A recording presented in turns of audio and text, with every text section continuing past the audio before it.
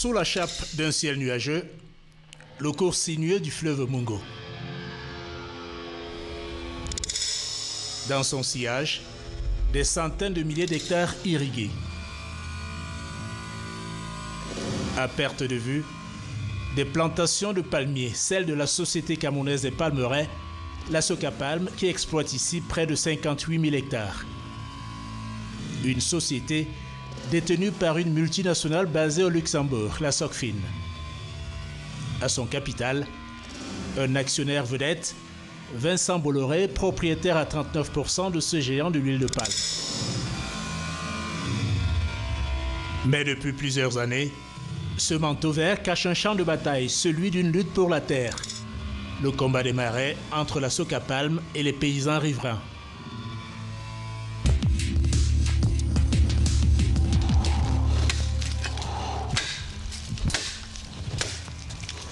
Martine, 67 ans, mais toujours motivé pour défendre sa petite plantation familiale. Son terrain est situé à la lisière de la concession exploitée par la Socapalm. Entre la paysanne et la multinationale, un combat de David contre Goliath. La Socapalm plante tout ça. Pas de place de manioc comme vous les voyez. Pas les ignames, comme les pistaches. Rien. Je croise les bras. C'est pour aller voler au chicken. Martine soupçonne la filiale de la holding luxembourgeoise de vouloir s'accaparer son champ de 3 hectares pour étendre sa superficie. Un bras de fer entamé il y a 6 ans, quand, dit-elle, la Socapalm a fait intervenir des engins pour lui confisquer sa terre. Je me suis placée devant l'engin comme ça. J'ai dit que papa, avant de terminer, tue-moi d'abord. La Socapalm vous a envoyé, je n'ai pas refusé. Prenez l'engin, montez sur moi. Amen. Martine a pu sauver sa plantation grâce à l'opposition des chefs traditionnels de la région, comme on peut le voir sur ce document datant de 2012. Depuis un certain temps, la Socapalm manifeste l'intention ferme et sans équivoque de déguerpir les populations sans autre forme de procès. Cette usurpation constitue une violation flagrante des droits anciens et ancestraux des autochtones. Une opposition des chefs traditionnels, suivie de cette décision d'arrêt des travaux décidés par le sous-préfet de la région contre le producteur d'huile de palme. Monsieur le directeur, suite au mouvement d'humeur du 8 février 2012, issu des travaux d'abattage entrepris sur environ 40 hectares de culture pérenne, objet d'un contentieux en justice initié par Socapalm à l'encontre des planteurs villageois à Mbondio, j'ai l'honneur de vous demander d'arrêter tous travaux sur l'espace querellé jusqu'à nouvel ordre. Martine et d'autres villageois de Mbondio ont ainsi obtenu un sursis, mais les différends contre la Socapalm vont au-delà de la question foncière. À son domicile, voici le second front de son combat contre la Socapalm. Elle a installé ce pressoir artisanal chez elle pour presser ses régimes de noix de palme et produire de l'huile en petite quantité. Mais accusé de concurrence déloyale, le modeste pressoir de Martine est vite devenu une nouvelle pomme de discorde avec la Socapalm. La Socapalm dit que je n'ai pas le droit d'avoir un pressoir chez moi, que je dois les livrer les régimes. Je ne veux pas être une Camerounaise esclave. Le temps là déjà passé. C'est ça que j'ai payé ça. Et je vais utiliser ça jusqu'à le jour de ma mort. Laisser mes enfants, mes petits-fils, mes arrière-petits-fils sur ça.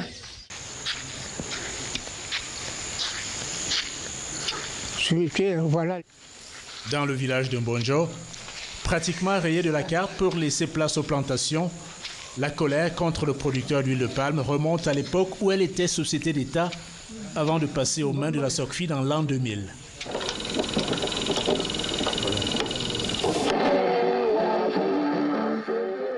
« 50 ans après l'expropriation, Jean, 92 ans, et son épouse continuent de mener le combat pour se faire indemniser la confiscation de leurs terres. Ils sont les derniers habitants à être restés sur les lieux. Le couple a refusé de déguerpir malgré les nombreuses injonctions et pressions qu'ils ont subies pour quitter leur maison. Il avait la forêt là-bas derrière, mais c'est notre village là-bas, la cimetière. Bon, maintenant, quand la Socapalm arrive, on a détruit notre maison. Tout, qu'on doit sortir pour aller bien. Moi, avec mon petit frère, nous sommes les seuls que nous n'avons pas les moyens pour construire la maison. On doit nous construire la maison là, ailleurs, jusqu'au bout. Sollicité sur ces accusations d'accaparement des terres, la Socapalm n'a pas souhaité être confrontée à nos questions lors d'une interview télévisée. En guise de réponse à nos requêtes, elle nous a fait parvenir ce document, un compte-rendu d'un entretien hors caméra avec son secrétaire général. Le producteur d'huile de palme y rejette les plaintes des paysans. Les exploitations de la Socapalm se répartissent sur environ 35 000 hectares seulement sur les 58 063 hectares disponibles. D'où vient-il donc que la Socapalm soit accusée d'accaparement des terres? Pour nous, cela relève ni plus ni moins d'une vaste campagne d'instrumentalisation et de déstabilisation organisée par des personnes et des organismes étrangers contre les intérêts de la Socapalm. La filiale camerounaise de la multinationale a signé un bail de 60 ans en l'an 2000 pour exploiter près de 80 000 hectares de terres appartenant au Cameroun. Une superficie amputée de 20 000 hectares en 2005, 20 000 hectares qui n'ont toujours pas été redistribués par l'État aux paysans, comme promis depuis plus de 13 ans. Le chef traditionnel de cette communauté, signataire de la lettre d'opposition de 2012, n'a pas lui non plus oublié l'expropriation de 1968 par l'État et le village rasé pour faire pousser les palmiers de la Socapalm. Des milliers d'hectares de forêts détruits, y compris les bois sacrés si chers aux gardiens de la tradition comme lui. Ici, il y avait des maisons alignées comme ça. Ici, c'est sur ce manguier que tous les palabres de ce petit village se passaient. Quand il y a un litige entre les hommes ou entre les enfants et que ça a attiré l'attention des parents, c'est sur ce manguier que tout le monde siégeait pour traiter le problème. Je suis sans identité. J'ai perdu, ou ma population a perdu son identité. Parce que vous savez, en Afrique, c'est la culture, c'est les rites qui font l'identité d'un bon Africain. Alors, je suis sans identité. Ça, c'est la grosse perte que j'ai enregistrée en tant que gardien de la tradition pour ma population et pour mon peuple. Lieu de culte détruit, cimetière profané à cause des palmeraies par l'État lors de l'expropriation de 1968. La liste des griefs des paysans est longue contre la Socapalm qui a hérité d'un lourd passif de la gestion publique. L'entreprise doit aussi faire face aux accusations de pollution. Plus à l'ouest, un autre village à la lisière des plantations de la société. La localité de Mbongo sur laquelle flotte un très fort parfum d'huile de palme. Des émanations provenant d'une usine de transformation de la Socapalm, accusée par les riverains de pollution toxique. Ici, on est en train de monter vers l'usine, derrière l'usine Socapalm. Michel Essunga est un leader paysan à la pointe du combat contre les activités agro-industrielles de la Socapalm dans la région. À la tête de son association de riverains, il repère et relève chaque jour toutes les traces de pollution attribuées aux géants de l'huile de palme, et notamment les rejets de déchets produits par son usine. Toutes les eaux du vinage sortent par ici pour se déverser dans la nature jusqu'au niveau de la rivière Mabangue qui est en bas, à côté, qui est déjà polluée à un degré où il n'y a plus ni poissons ni tortues de mer. À proximité de l'huilerie de la Socapalm coulait autrefois une rivière dont le lit est désormais méconnaissable et presque introuvable. La nature se meurt, laissant derrière elle des cultures abandonnées, des asticots dans les flaques d'eau usées de ce qui fut la rivière Mabangue. Là où nous sommes, c'était le vrai lit de Mabangue. Maintenant, les déchets d'huile sont venus couvrir et boussuler Mabangue. Voilà tout ce qui reste comme la rivière Mabangue. La petite eau qui coule, c'est tout ce qui reste de Mabangue.